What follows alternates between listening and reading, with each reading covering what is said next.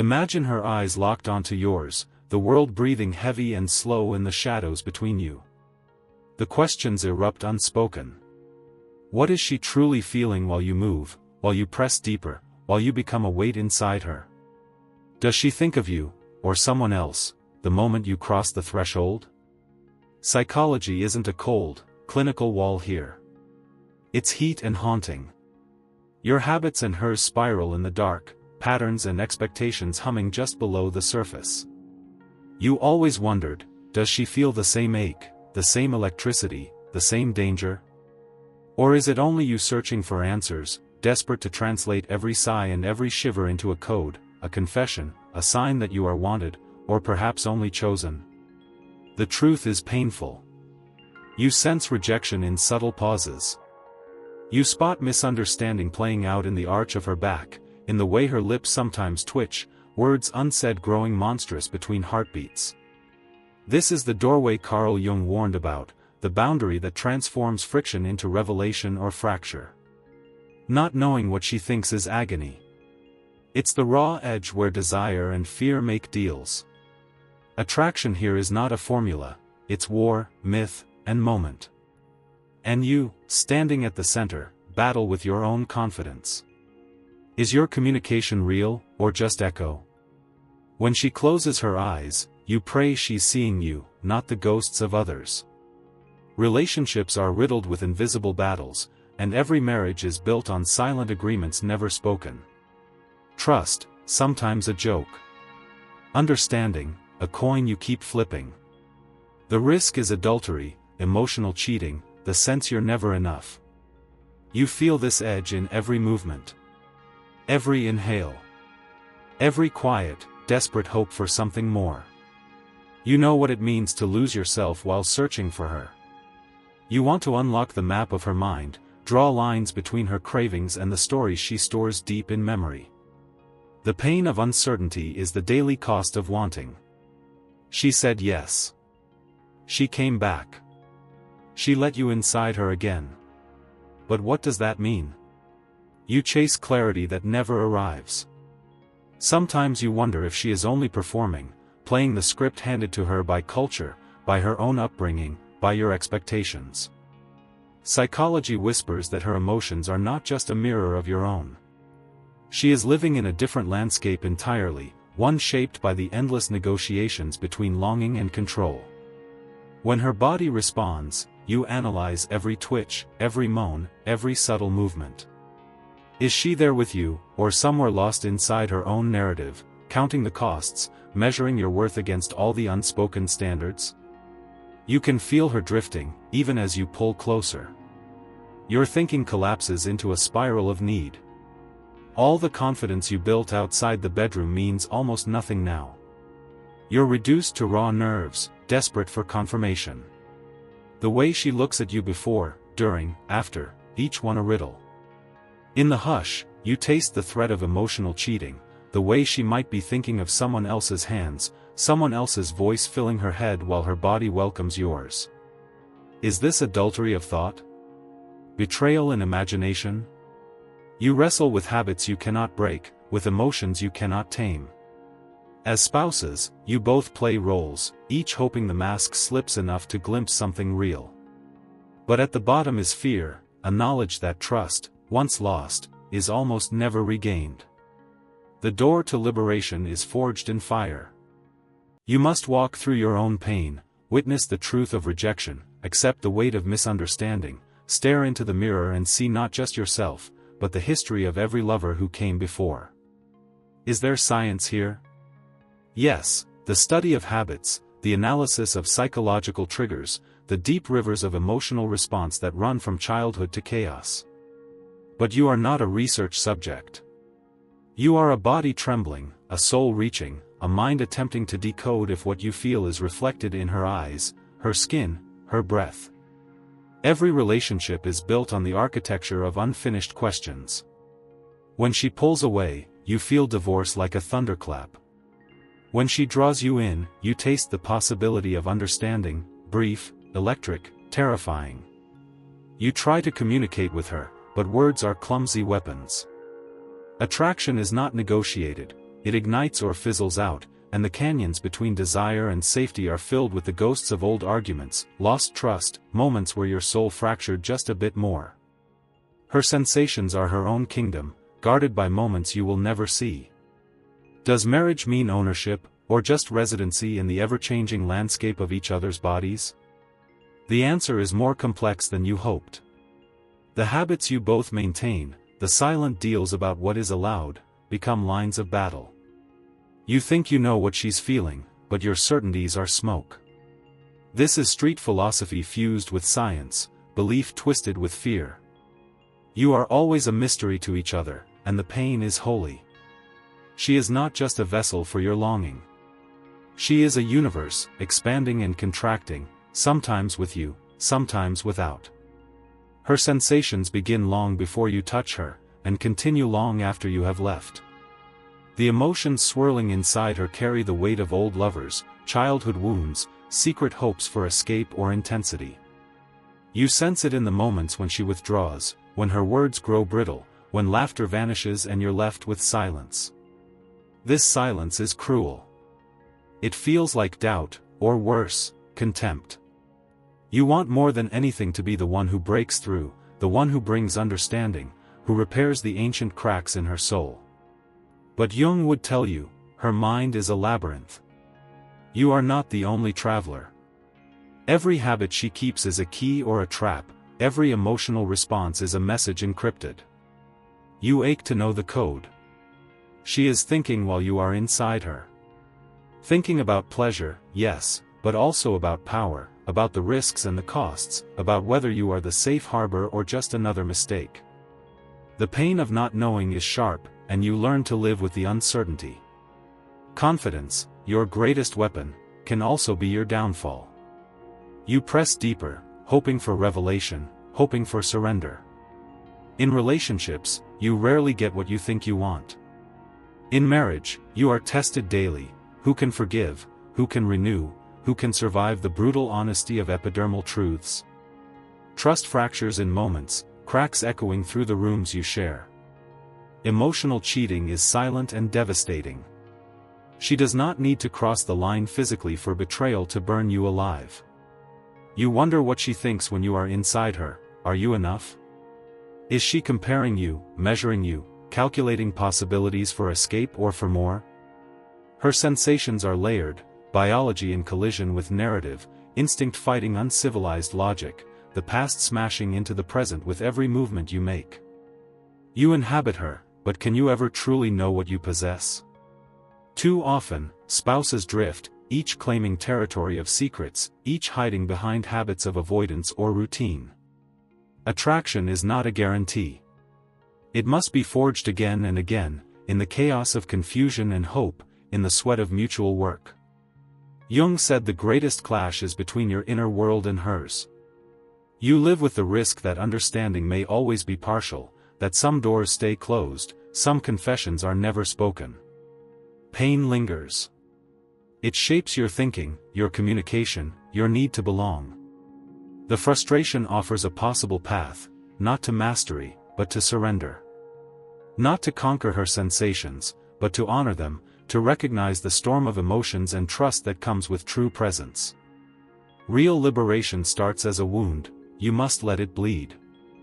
You lie awake, staring at the ceiling, replaying every touch, every word that landed between you and her. The frustration festers, corrosive and honest. You are not just fighting for her attention, you're wrestling with your own shadow. Jung called these shadows parts of yourself that wait in silence for acknowledgement. You find them lurking in your jealousy, in envy, in the gnawing suspicion that her smile is a mask for deeper storms. Patterns repeat, habits learned from failed relationships, wounds from past divorces, whispers from your own upbringing echoing through your skin as you touch hers. The journey from confusion to clarity is jagged. Trust is the currency, but it often feels counterfeit. Is your bed a battleground or a sanctuary? You try to anchor yourself with philosophy, with science, with therapy, but all these tools feel flimsy against the rawness of sensation. Communication falters in the bedroom, even as you memorize the map of her body and pretend you understand her mind. The stakes are high.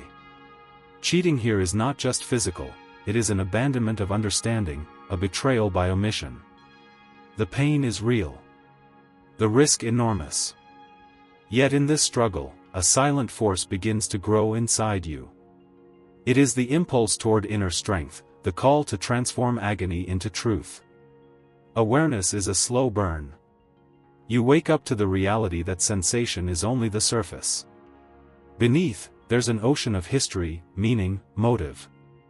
The pain twists into insight. She is not just reacting to you. She is responding to everything she has ever known, feared, or hoped for.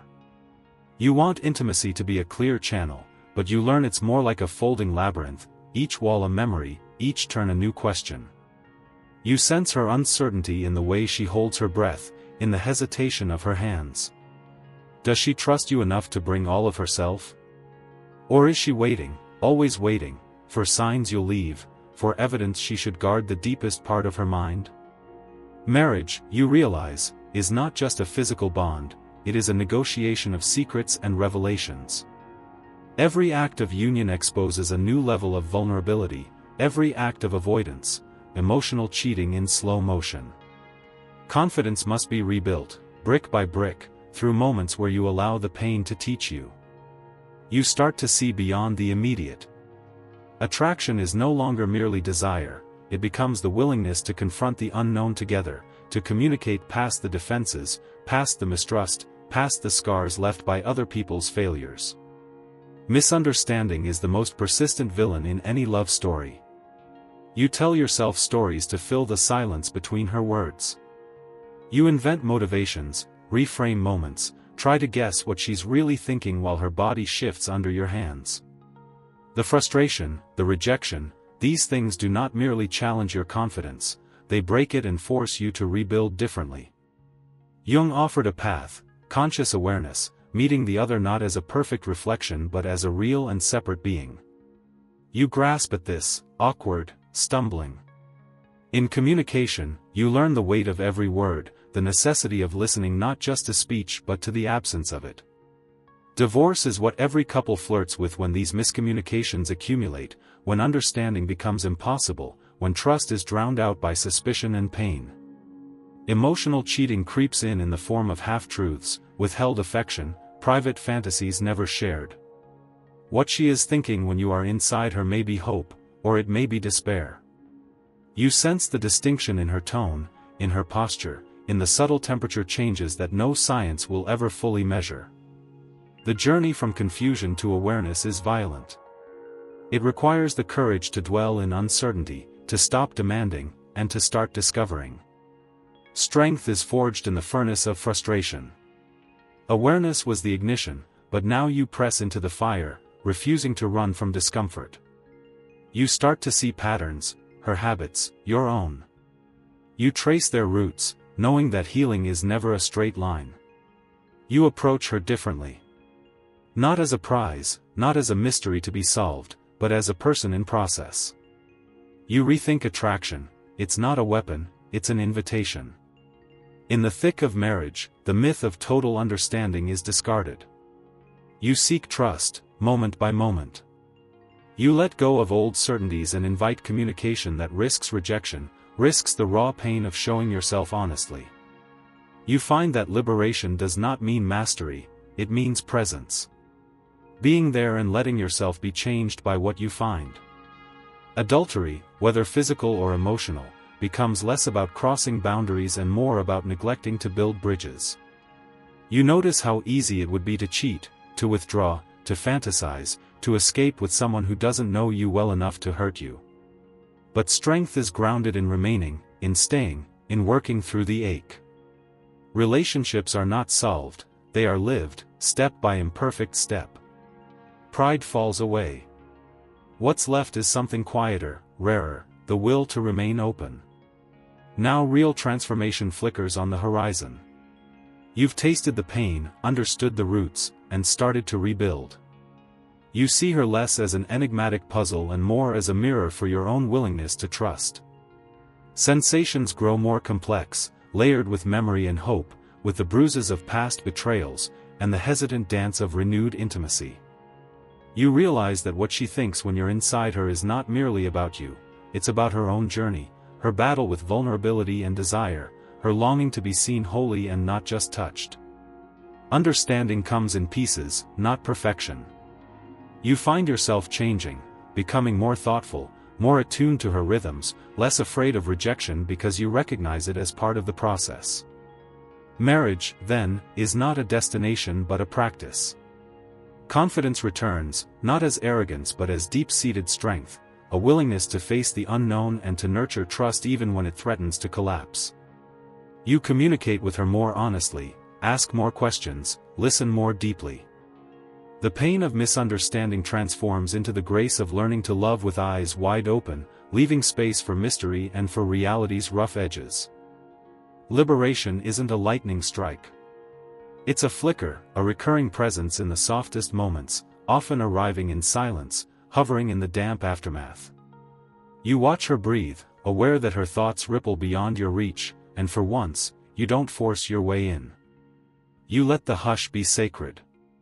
Growth means surrendering the fantasy of total access, letting her keep her secrets, respecting the border between your longing and her autonomy. You start to realize, some doors stay closed, and that's not a failure. It's evidence of her wholeness, her reality that exists independent of you, stronger for its privacy. The moment you accept this, something shifts. The tension gives way to a gentler brand of trust. You practice curiosity without interrogation, compassion without conquest. The temptation to cheat, on her, or on yourself by looking for answers elsewhere, fades.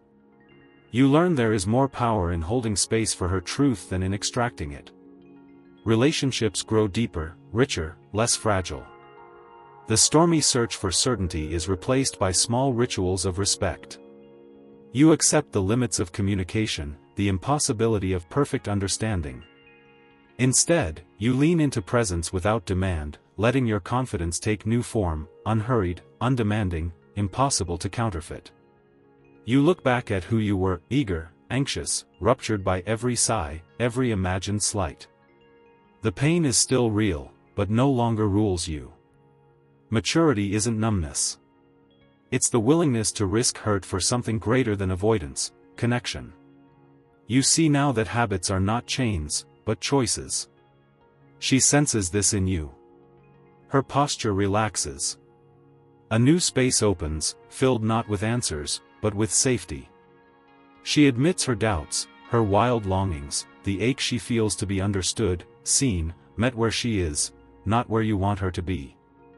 In your willingness to listen, you find her desires changing, blooming into trust. Attraction reignites, not from novelty, but from depth. Your relationship grows, not because you unlock her mind, but because you accept its impenetrability. Adultery, that shadow always at the edge of stale marriages, slinks away when faced with real presence. The emotional cheating is cured less by surveillance, more by invitation. You realize conversations matter more than accusations, honesty becomes a shared ritual, not a trap. The pain that once split you open now becomes a door. Understanding follows, never complete, but always growing. You feel her watching you, too, measuring your willingness to stand in the uncertainty, to show up even when lost. She tests you, not cruelly, but out of hope. Silent questions hover in her every glance. Can you handle all of me? Will you flinch if the truth is inconvenient? Relationships flourish in that tension, clear as a razor, soft as breath. You learn that even in marriage, you are both forever becoming. Spouses are not finished works. The threat of divorce loses its sting not because you are immune, but because you are real. Trust feels less risky when you both acknowledge the possibility of failure, of falling short, of needing repair. You keep exploring her, but your touch is gentler, your curiosity more generous. The conversations deepen. You share old pains and fresh dreams. Cheating, physical or emotional, no longer tempts because the urgent hunger for novelty is quieted by the daring work of intimacy. You realize the greatest act of confidence is to stay, fully, openly, without keeping escape routes mapped in secret. Inner strength, you see, is the ability to hold paradox, to yearn and to accept, to desire and to make peace with unknowing. Her sensations become less an enigma and more a reality that you are privileged to glimpse, never to own. You stop demanding she reveals all. Instead, you greet whatever she offers. When she draws close, you let her set the pace. When she drifts, you refuse to chase or retreat in wounded pride.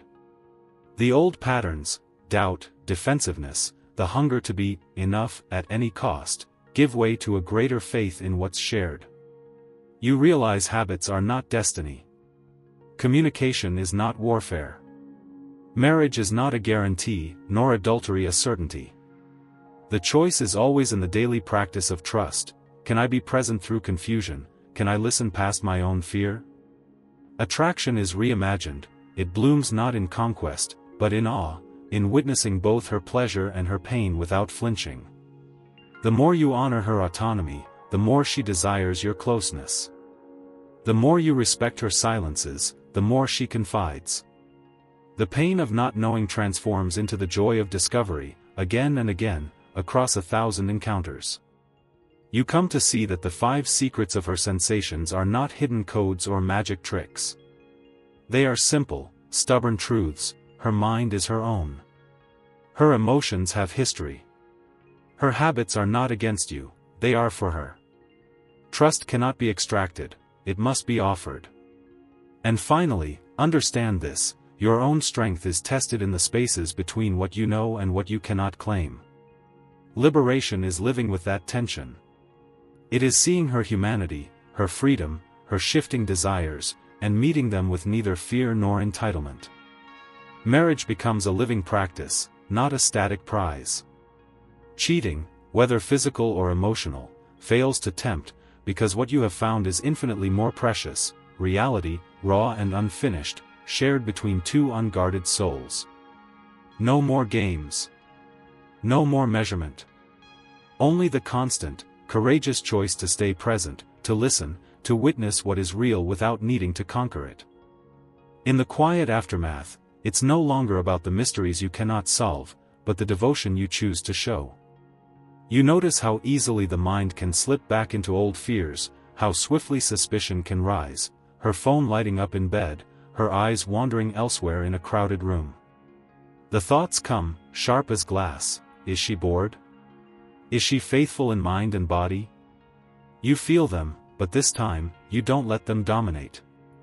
This is the culmination of transformation, not in certainty, but in the strength to stand inside doubt. Relationships that endure are not those without fracture, but those with resilience woven through every repair. Jung's shadow work echoes here. Your fear of losing her is really your fear of losing yourself. And yet, when you risk trusting again, you become less afraid. You leave the old patterns, obsessive checking, guarded communication, the silent tallying of betrayals, at the door. She feels it too, the air grows lighter. The dance of marriage is no longer about avoiding missteps but about improvising together, moment by honest moment, with humility and daring. Truth suddenly feels less like exposure and more like release. You realize her silence after lovemaking isn't necessarily accusation.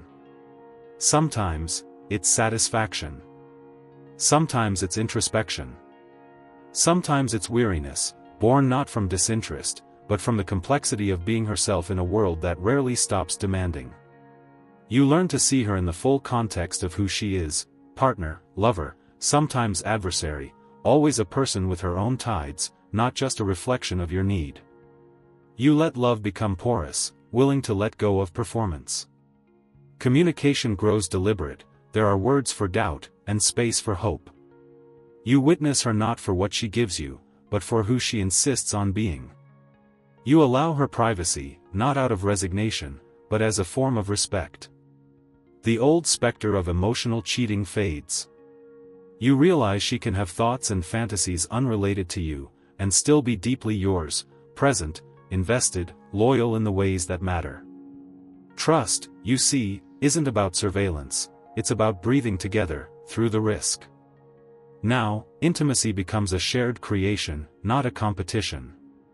You stop trying to penetrate the last stronghold of her mind, and she meets you in places you couldn't reach by force. The uncertainty that used to gnaw at you now sharpens your empathy.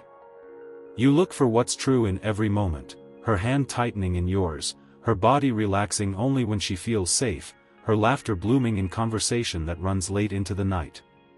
Attraction deepens, richer than youth's frantic need to impress. The bond of spouses is no longer defined by old wounds.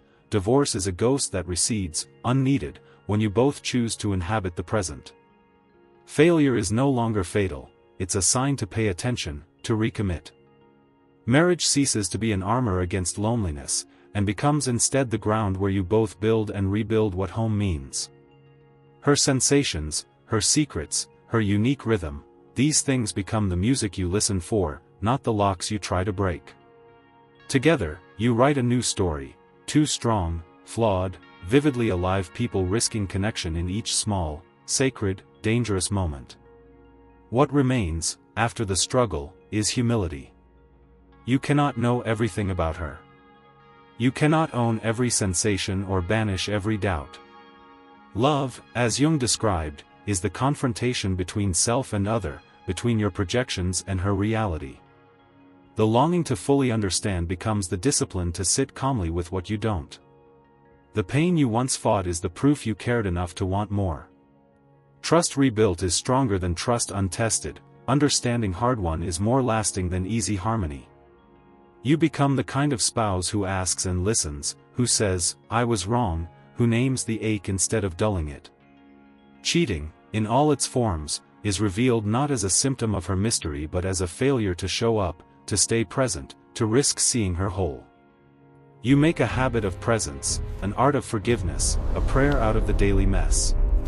Communication returns to its rawest form, two people, unclothed by certainty, meeting every day not as mind readers but as makers of meaning, together. This is the final secret of her sensations, and of yours. To know another is to accept never fully knowing, to love is to welcome the fragments and the fog as much as the clarity. You do not need to conquer the wildness of her mind, nor plead for every thought. You are not less of a man for not knowing, you are more of a partner for staying through the unknowing. Liberation isn't achieved in the bedroom or at the therapist's office but in the daily willingness to let go of entitlement. Marriage survives not because you prevent betrayal, but because you refuse to betray yourself by choosing suspicion over trust, control over awe, certainty over wonder. You understand now, the most profound act of love is not possession, but presence. You let the questions remain unanswered. And in that space, you become unstoppable, together. Choose presence. Choose courage. Choose her, again, in the mystery.